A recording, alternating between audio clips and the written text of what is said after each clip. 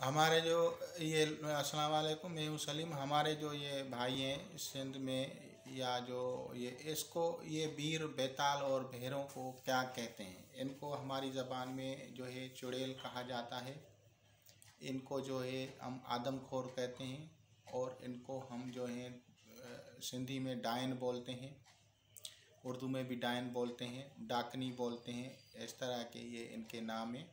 और ये आदमी का गोश्त खाते हैं। और ये किस तरह करते हैं, ये सबसे पहले लड़वाते हैं लोगों को, लड़वा के फिर उनका जो खून बहता है उनको ये खाते हैं, और गोश्त को भी खाते हैं। तो ये उनके आदी बन जाते हैं।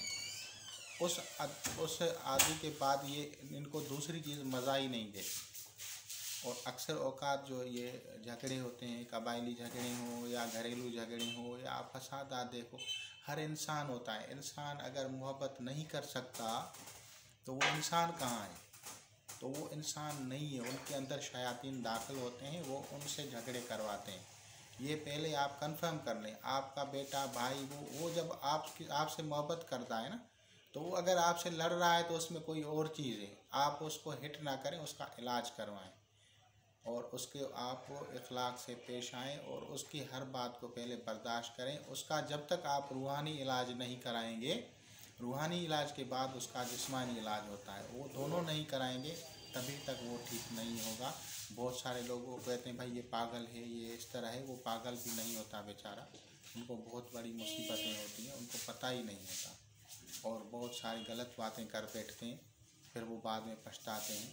तो जो भी हजरात हैं वो इस बात को जहन में रखें कि अगर उनका भाई, बेटा या दूसरा लड़ रहा है या शिद्दत पसंदी अख्तियार कर गया है, नीम पागल है या पागल है, तो ये समझो कि जो है बीर, भैरों, बेताल या इस तरह की शायर जादू असरात उसके ऊपर मुसलत किए गए हैं।